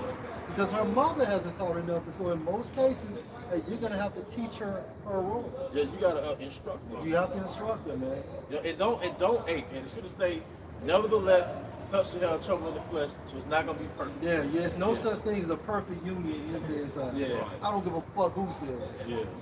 Wait a minute now, wait a minute. Yeah. The church say different. Yeah. He's pandering. Your preacher is pandering to you. Yeah. Anytime your platform is full of women, somebody lying. Yeah, and another thing, because a woman will tell you this too, well, the Bible said we don't supposed to be unequally yoked. So she'll use it, well, I'll make a little more than you. Now we're unequally yoked. No. That means basically if you have two churches, if this church believes in the charisma and that church believes in that Christianity is the charisma, then both churches cannot basically be on one accord. Well, let me ask you this, brother. That's it. Let's say you're a man that makes $20,000 a year. Let's say you got a 16-year-old son. And his little gig he works, he makes $36,000 a year. Smart kid. Okay. Is he above you now? No. Still a fucking kid, That's man. it. Same thing with the woman, man. That's it. And I'm gonna tell y'all something. Esau woman is in order. Although this dude is a weirdo, but his woman can make 90 to 100,000, and the husband can make 50,000, and that woman is going to take him the check, and she's still going to reverence him as the leader of their household. I see it all the time at work. And to back you up on that, Esau will put his woman in that position to make more money than him because he's subverting the laws to do that. Yeah, and you know what? I don't want to go to somewhere. My mind was somewhere, but I'm just going to, continue the NLT. Because Esau likes being dominated. You know what Esau fetish is? Being dominated by a black woman. Like that's his thing. Like when Esau deal with escorts and stuff, black women, he gets into like the fetishes where she dominates him. He tied up. He got this little ball in his mouth. Yeah, yeah. Yeah, he on his knees, spank me and shit. Yeah, that's his thing, man. All right. No. It's Titus chapter 2, verse Is 5. this the man that made the earth the trouble? Shit. All right. This is Titus chapter 2, verse 5. To be self-controlled and pure, to be busy at home, to be kind, and to be subject to their husband, so that no one will. And that's another thing too. You're the leader, man. Subject means under rule. So don't be shamed out of your leadership. Don't have a lack of confidence, or don't be gaslighted out of your leadership. You know what the hell you're doing. This is the Most High is making us rulers, but right now He's making us rulers of our own homes, man. Hey, you know what you're doing, man. All right, Eve ain't got it, man. Contrary to how we were taught, a lot of us was raised by our moms, was raised in matriarchs. Eve don't have it, man. There's a difference between women that are raised by their mother and women that are raised by their father. It's a whole different outcome. All right. Since you said that, I just came across another video. I got a TikTok video, but it was basically a lady, Rob. You know, on Body Games. Yes, yeah. So anyway, they was all just chilling, and the lady was like, she was raised. She said, I was taught by my father that basically that a man's supposed to be about his purpose, and you supposed to support that man, when he's dealing with his purpose. And I'm like, wow. Yeah. If she's actually practicing that, that's kind of deep in as well. She was standing there. What did the scripture say? You find a good thing if you find a virtuous relationship. Yeah. So it's like a diamond in the rough. Diamond in the rough, right? So And the virtuous woman on this side is wisdom. Sophia, man. Yeah. In the kingdom, man, right now we just got to deal with the stuff that's in the rough, man. Yeah. All right, go ahead. Cold. so Yeah. that no one will malign the word of the Most High.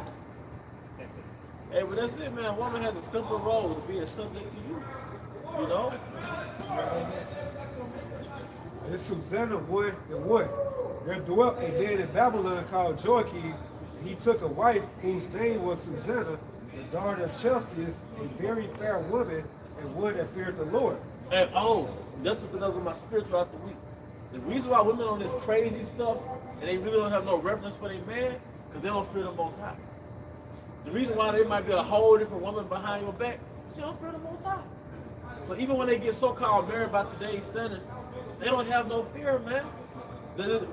Our people don't have fear. The one thing about the Israelite woman today, she doesn't have any fear of the Most High. Joe's wife. That's a good example. Yeah. And which is it? Feminine? Feminine means without faith. That's right. But like this generation right here, they just 100% going off their nature. All right. That's why the scripture says self-control. Yeah. Your flesh, you're supposed to have control or governance over your flesh. What you do with that? Verse 3. Her parents also were righteous and taught their daughter according to the law of Moses. To quote verse 30. Teacher of good things. Yeah, Teacher of good things. The law is good things. Verse 31. Now Susanna was a very delicate woman, and virtuous to behold. You go to the word delicate, goes to feminine, goes to soft. Bro, I'm watching the Shaka Khan video with the brothers down there in the Bay St. Louis. The brother Karatazar was putting us on. This was Shaka Khan in her 20s. It's something about the Israelite woman in the 60s and the 70s, maybe in the 80s, before like the demonic shit really hit. And it's like they weren't even doing a lot, but just the fact that she was on stage being feminine with all this hair, this petite frame, I'm like, oh my goodness. So just imagine this 3,000 years ago, man. All right? But it said she was a delicate woman. Nothing beats femininity. No. Sexy doesn't trump femininity. All right? It said delicate, and then it said for the delicate, it said feminine. Oh my goodness, man. If a woman is feminine, all right, that'll turn you on energetically. I was just thinking about that. It turns you on. You know what I mean? You can have a woman that's half naked, right? And we so desensitized to seeing that. But if you have a woman that's feminine, like she's really got that feminine thing, you start getting activated. You might have a woman, right, that's physically attractive, but when you get around her, you might not be aroused to have SCX. It just might not be there. You know, but you can have a woman that's like a 5 or a 6, but if she really feminine, it's like you start getting aroused, man. That's why opposites attract. Yeah. You can be a so-called female, got the physical beauty, appearance. When she started talking and stuff like that, being masculine, you automatically turned off. Yeah, like, hey, but our women are internally fucked up. What did Sirach 25 say? Don't seek a woman for her beauty. Yeah. Because they got duties. That's why the Spirit got on us before he even said that in Titus 2, 2 and 5. It was like it went into her duties. Because we're not supposed to be so enchanted by a woman that she has no duties when you get with her. Because a westernized woman that easily think that we're tricks. Or basically beta male providers, like you just provide and I do nothing. Hey, I'm giving you me. I'm the table. So all you do, no, that's not the way it's about forefathers. You got duties, man. All right. And when I said tricks, I meant that. I didn't mean like paying for it. All right, correct that, man. Disclaimer. Yeah, disclaimer, man. But Eve actually think that it's like an extended escort service. Well, I'm just paying to put a roof over your head, and she ain't doing nothing.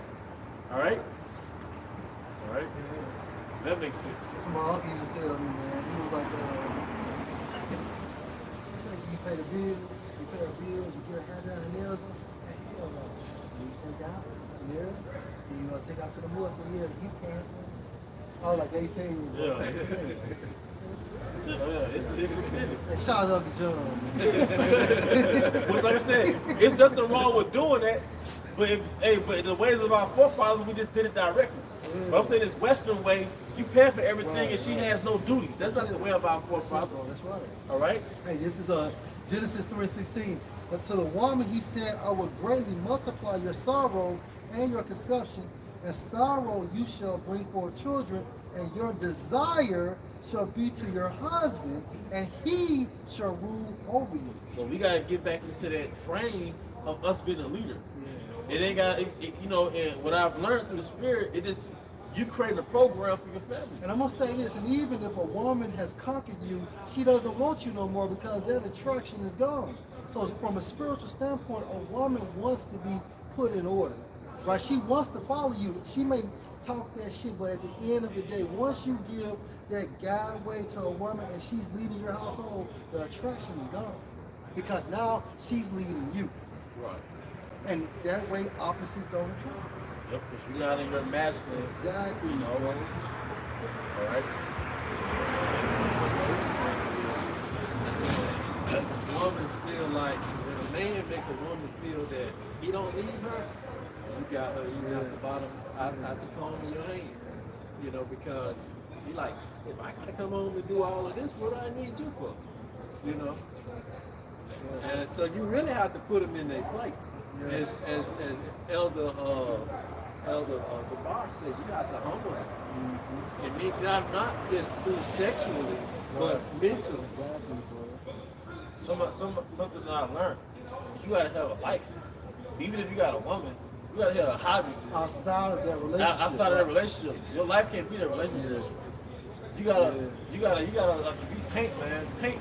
Yeah. You know, if you make beats, this ain't the time where I make beats. Yeah. You know, like you gotta do you, even if you got a situation. That's right. You know, because that's another way your mind get all wrapped up in her shit, because you ain't got no happiness about you without her. You know? you had none. Yeah, be as though you had none. You know? Happy you, happy life, goddammit. All right, now who? Oh, we never got Ciroc 36 and 22. All right, you had some? No. Oh, okay.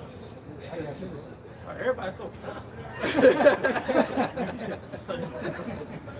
This is Ecclesiasticus 26 and 13. The grace of a wife delighted her husband, and her discretion perfected his bones. Yep. And what was it, the GNT? Yeah, because it's somewhere in there, it went into her cookie. It straight up said her cookie, like one of those translations. And I was going into it. But before that, kid, probably getting 30, Ciroc 36 and 26, I think. You know? Because we gotta really reprogram our minds. We gotta de-westernize ourselves too. Like dealing with yourself. Like in the West, you eat 3 times a day. But in the East, you probably ate no more than 2 times a day. And it's probably one major meal. You had a minor and a major. So around lunchtime, you might have had a minor refreshment, light lunch. But then around 6 p.m., that's when you had your supper, man.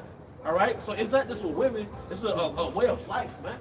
We got to de-westernize. It's beyond the laws. Because a lot of us, we keep the laws in a Western context. You know, okay, I don't eat meat, but you eat burgers and fries, you know what I mean? You know, I don't commit adultery, but look how you're dealing with the woman. It's still like a real Western way. All right? You said Ecclesiasticus chapter 26, Ecclesiasticus 26 and 13. He states, a gracious wife is her husband's delight. Her abilities make him a stronger man. A wife who doesn't talk too much is a gift from the Lord. Going back to being reserved in the NLT. Yeah. Back in the scripture. Let me start over. Genesis, Ecclesiasticus chapter 26 and 13. A gracious wife is her husband's delight. Her abilities make him a stronger man. A wife who doesn't talk too much is a gift from the Lord. Such restraint is admirable beyond words. A modest wife has endless charm. It is a quality too precious to measure. The beauty of a good wife is in her well-kept home is like the noonday sun shining in the Lord's sky. Because your house must be your sanctuary.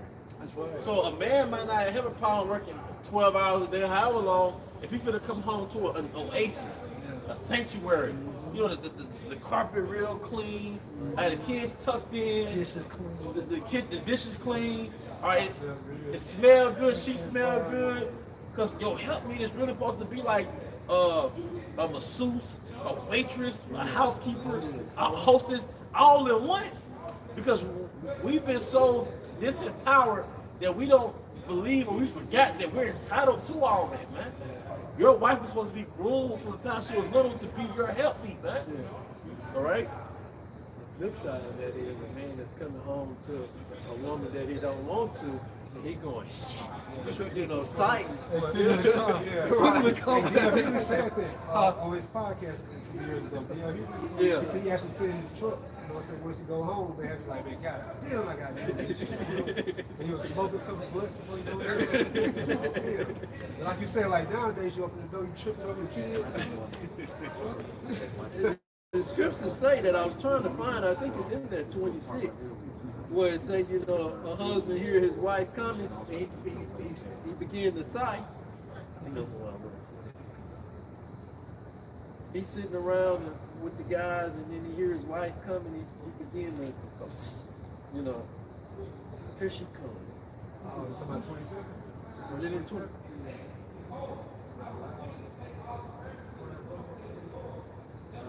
No. What we looking for? When the husband is sitting around and he hear his wife coming, he go to sight, you know. Oh, it's not 25, it's about 25. I was thinking too. Hey, I got you, Howard. It states Ecclesiasticus 25 and 16. I had rather dwell with a lion and a dragon than to keep house with a wicked woman. The wickedness of a woman changes her face and darkens her countenance like sackcloth. A husband shall sit among his neighbors and when he hears, it shall sigh bitterly. I know y'all have been in them apartment complexes, right? Even in your own neighborhood. It might be 2 o'clock in the morning and Keisha and Ray Ray going at it. And she loud as fuck. I don't give a fuck about that bitch. You tell that old mother. You may hear a glass break. And it's like 1 o'clock in the morning. On a Tuesday. Like, I gotta be up at 5 in the morning.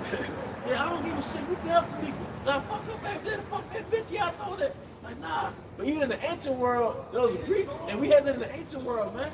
There was always a Keisha in the tribe, man. All right? And that's, like I said, you come home, you already leaving hell. Yeah. You already been a human tool for at least 8 hours.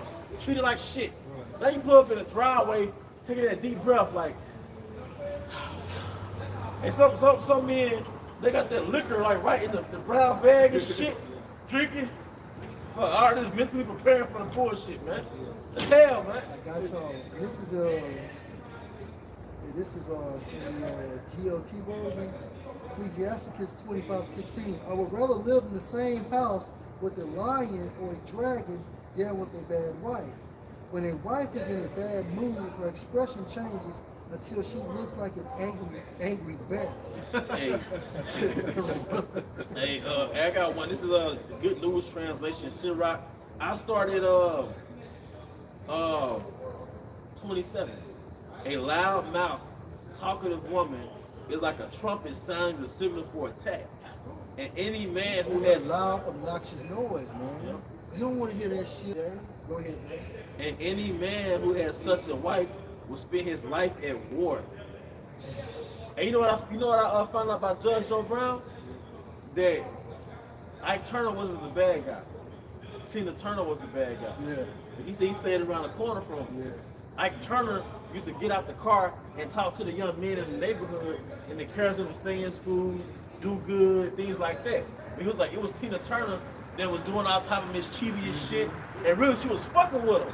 Like the movies flipped it, and she played the victim, but in real time, like Ike was like the victim. Hey, look, whoever Esau esteems, that's the bad guy. Yeah. Always remember that shit. Yeah. You know, hey, Yeah. a little more. Hey, back in verse 10, her husband has to go and eat with his neighbors where he can't hold back his bitter sides.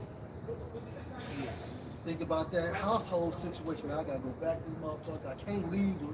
Hey. She own everything. Hey, and you understand why some people be at work all night. Yeah. Hey, and we gotta learn. And hey, brothers, this ain't all about sex, man. Yeah. You know, for young men, you know, you gotta be careful not to. Hey, we gotta be practicing self-restraint too, because you can't be getting any old thing pregnant.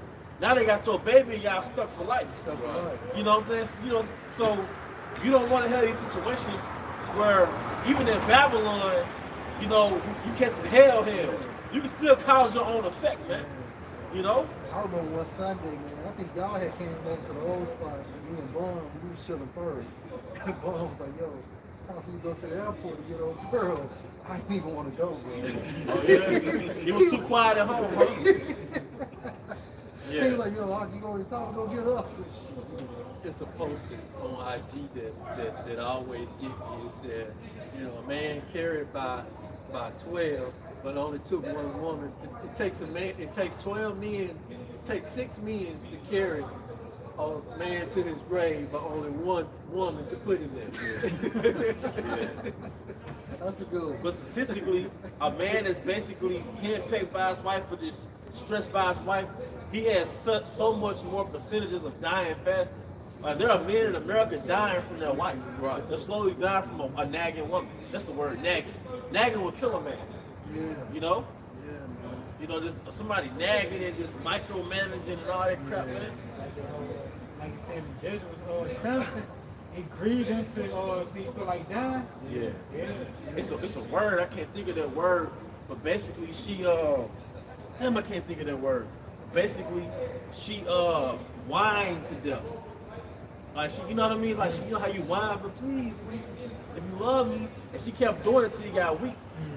You know, in that particular case, that's how he got weak, man. But like domestically, nagging is like somebody. Everything you do is an argument. Everything, the drawer open or whatever, like that's, you know, that'll kill a man. driving too fast. Yeah, that one. You ain't done eating yet. Yeah. Why you eat so fast? Right. You know? I don't eat at the Cheesecake Factory. Exactly. That shit good, man. Yeah. Man, he did a skit like that, you know. I think it was at Kings of Company, if I'm not mistaken. That's when he started like, you drive too fast. Go here, go there. You know, he just, And then Jake, yeah, he just said how he tired and shit too. yeah, and then And Jake, these millionaires, bro, oppressed. oppressed. Right, yep. Yeah, man. No, I mean, then Jake kills himself through the way he de-stresses. Cigarettes, hard liquor, food. You know, this is all captivity. It ain't just a woman, but she's part of it. Right. But the way you deal with Babylon, it usually kills you. Ironically, the way you de-stress from Babylon is what really kills you. The cigarettes, the liquor, the processed food, the sweets. You know. So that's the knockout punch, right? Yeah. Then with a Jake, when you frustrated, you escape through women. So a lot of times your frustration make you pursue women. And now you create other problems through other women. Making babies through other women, but you still making the same amount of money.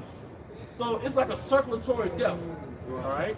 We're going to get these final scriptures. This is Ecclesiasticus 42, verse 6. Sure keeping is good where an evil wife is, and shut up where many hands are. Yep. And but basically, in so many words, the Most High is restoring order to our nation. Yeah. And the order starts at home, man. That's right. So really, we all bishops when it comes to the household, man. Yeah. So if Eve want to know everything, know your place. And how you carry yourself at home is how you manifest outside of home, too. Yeah. You know, so everything starts at home. Yep. So, hey, man, that's pretty much the point, man. And the reason why the Spirit hopping on Eve because, hey, we are Yahweh Shai's woman. We have to be in order under Yahweh Shai. You gotta be in order under us. All right, we ain't just going off our own dome. We're going after the book, man. You know, and that's pretty much the point, man. Is that, hey, the Most High waking us up from captivity, and He's putting everything back in order, man. And for the 2/3 of our people, which are majority women, they refuse to be in order. They're gonna be put to death, man. All right, that's the grape of the cup. We're the grape of the cluster, our willing, man. Hey, but with that, we hope brothers and sisters were edified. Once again, we want to give our honor and glory to Yahweh, Ba'ashem, Yahushua, Ba'ashem, Ba'akadosh. double honors to our elder apostles and elder bishops of great minister all rule well. Peace and blessings, health and wellness, and house of everything elect. Above. Shalom. Shalom.